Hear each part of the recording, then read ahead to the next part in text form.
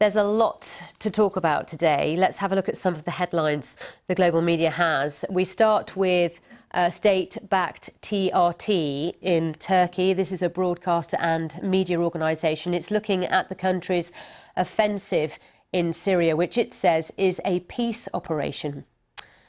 A free paper in the City of London called City AM has this story about the new tax rules being proposed by the OECD that would stop the likes of Amazon and Apple from avoiding paying tax in some countries where they actually make their money. British Airways boss Willie Walsh features in the Daily Telegraph. He hits out at so-called flight shamers, saying environmentalists are forgetting all the good things that come from flying.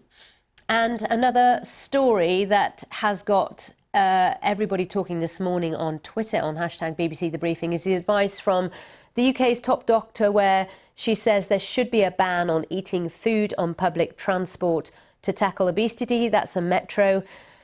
And then finally, it's the footballer's wife turned detective, Colleen Rooney, filling up the front pages in the UK and social media after fake stories that she posted turned up in the Sun newspaper. The twist, she says only one person could have seen those posts, fellow wag Rebecca Vardy. The plot thickens. So we have Oliver Cornock with us, editor-in-chief of Oxford Business Group. Oliver, let's get stuck in. So I've got TRT World here. This is the online website for TRT, which is a broadcast and a media organisation within Turkey. It says Turkey strikes 181 terror organisations are targeted. This is Peace Spring. Interesting to see how the Turkish media is interpreting what's been going on there.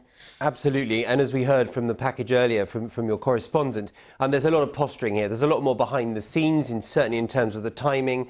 President Erdogan's domestic position has been compromised significantly recently. Not done well in elections, not done well in the Istanbul local elections. There's all sorts of stuff going on in Turkey.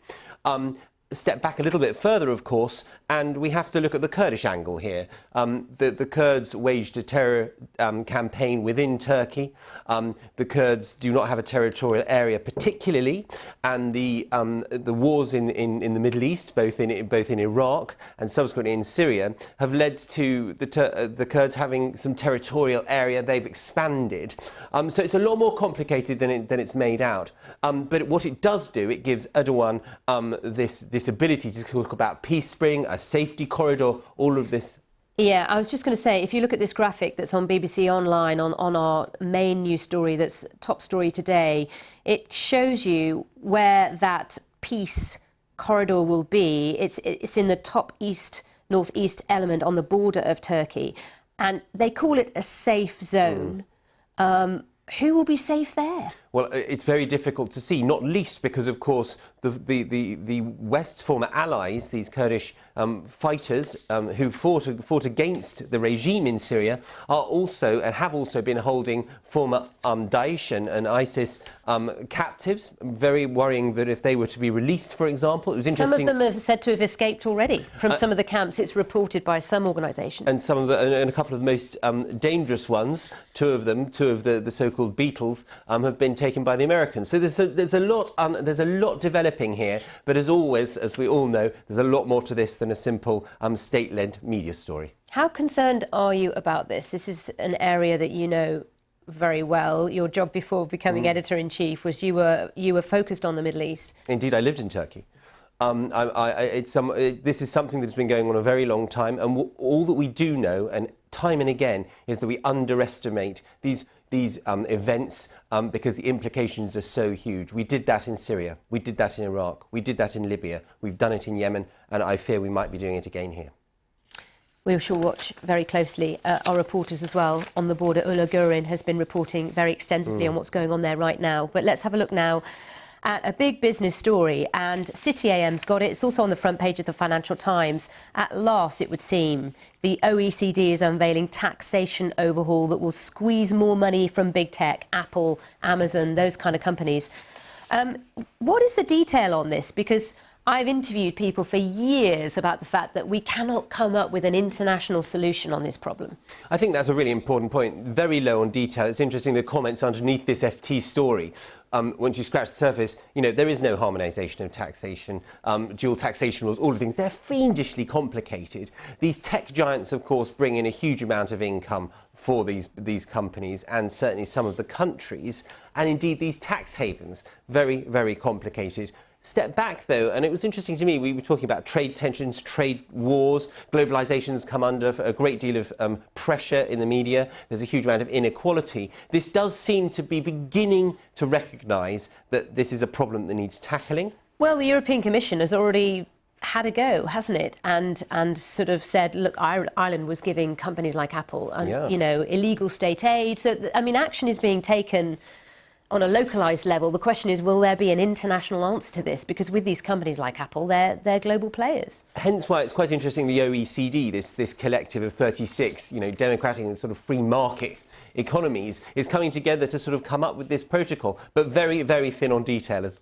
OK, well, as I say, I say it all the time, we will keep a close eye, but we will. It's so important, and I will certainly watch it in our business programming.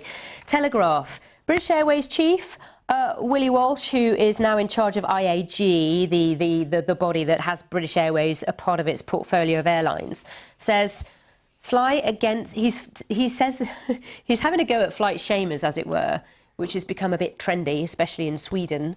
Your take on what he has to say? Well, not just in Sweden. Prince Harry and Meghan Markle have come under a fair amount of criticism for their shaming and the inevitable amount of hypocrisy here. I mean, this is on the business pages of the Daily Telegraph. It's talking about City Airport in the heart of the financial district of London, where a huge amount of private jets. He doesn't talk about that. Now, at the same time, this is a... Well, what is he saying, though? Well, he is saying that people should not be, particularly holiday makers and business people, shouldn't be ashamed of going flying, because actually not only are there now mechanisms to begin to offset some of your carbon footprint, but the benefits from global travel have been huge. Now, of course, it's a classic one extreme against the other, and one has to hope for some moderation somewhere. The trouble is, against a backdrop of the Extinction Rebellion campaign going on, and they're talking about overtaking City Airport today, that's the other story here, closing down the airport in some sort of Hong Kong-style protest. Of course, the head of AIG is going to be defending this. I mean, the issue as well is, for many, they argue it doesn't matter how much you recycle your waste at home and all the action you might take. If you get on an aeroplane, the damage you cause to the environment is just, you know, so much more. Exactly. And again, try and contextualise this. We've got elections coming up in both the US and UK, and all the detailed analysis you look at is that people, and particularly young people, this is a big deal for them, the environmental concerns. So this is not an issue that's going away. And it's really interesting that sort of British Airways and these bigger organisations are going to have to take a position on this. Yesterday we had a really interesting story ranking the carbon footprints of the big oil majors. So this is part of a broader narrative, and all of these organisations, a very important one, and they're going to have a position on this. Talking of a position, where are you on the idea that we should increase tax on unhealthy food and maybe even ban eating on public transport? That's the idea being put forward by Dame Sally Davis, who is about to stand down as the UK's top GP, yes, as it were. So this is her sort of swan song statement of certain policy things that she'd like to see. You asked me what my position is. Well, as an economist, as somebody who runs Oxford Business Group, we work on facts and figures. We had a sin tax imposed by the former government here. And at the moment, they're not releasing the actual details. You mean the increase in tax on sugary drinks? And the details, i.e. how effective this has been, is a report that Downing Street have not yet released. I'd like to see those facts and figures, because to me, on the face of this, is a great, it's a great idea. Of course, we have a problem with obesity. We live in a very sensitive society where it is very difficult to say to somebody, especially a child, you are obese, you have a problem. It is difficult, and one of the points that she makes, Dame Sally Davis makes, is actually families need help with this, because I think one of the difficulties is there is such a huge array of fast food and unhealthy food available to children, and it is so cheap. And this is children on the move, on trains, teenagers, not children that you can control 24/7 that are sort of under the age of 5. I mean, on the face of it, a ban on food on trains, if you commute in London, trying to eat your breakfast on the tube might be quite difficult. But there's Paris of late-night journeys home where you can only smell a burger in the air around you. And my point here, Sally, is actually this is quite a flippant angle in so many ways. It's so difficult, so easy to be flip about these things. This is a huge problem. We have systemic diabetes. We have huge problems coming from obesity, yet we aren't actually really talking about the nuts and bolts. This is just the surface of it, because I don't actually believe fast food is always that cheap. It depends. It really depends. Happy meal and happy meal for some parents. Daily Mirror, Rude Dunnit, we're totally out of time. I'm sorry, Oliver. I can't get your opinion on that story that totally dominated the British social media circles, Twitter, the press, everywhere. If you want to read about it, just pick up a paper. I'll see you very soon.